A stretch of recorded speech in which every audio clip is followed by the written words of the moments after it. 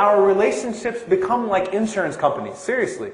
I want maximum benefit from you while giving you minimum responsibility. While giving, at least from my perspective, I don't want to give you much. I want to benefit from you. The minute that the scale tips the other way, I'm going to try to distance myself from that relationship. And subhanAllah, think about this in regards to parents. You know, I say this all the time, especially brothers and sisters who are just raising kids, who are just, new to this whole parenting thing. I'm new to the parenting thing too, by the way. So I ask Allah subhanahu wa ta'ala not to test me with my words. But it's very important for us to understand.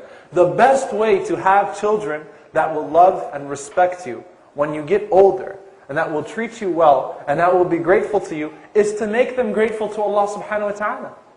When you raise your children upon deen, what else is going to make them treat you well whenever you get older?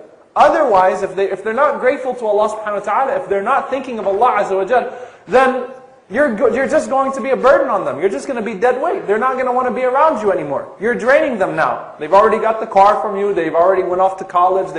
You put them on their own 2 feet. Now that they're set on their own 2 feet, they don't want you anymore. They don't need you anymore. It happens a lot with parents. Right? And that's why Allah subhanahu wa ta'ala says, وَلَا تُعْجِبْكَ أَمْوَالُهُمْ وَأَوْلَادُهُم. Don't be amused, don't be fascinated by their wealth and by their children. Why? يُرِيدُ اللَّهُ أَن يُعَذِّبَهُم بِهَا. Allah subhanahu wa ta'ala desires to punish them with that. Think about this.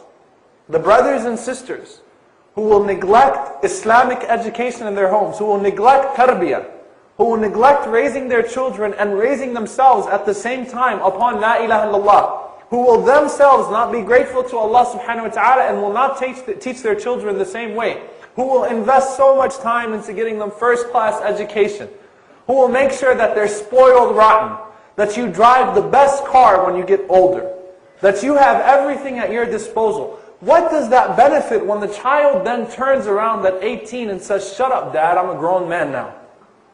Benefited you nothing. So the best way to have children who will treat you well is to raise them to be dutiful to Allah subhanahu wa ta'ala. Because as Imam al-Qayyim rahimahullah said, the opposite of the hadith holds true also.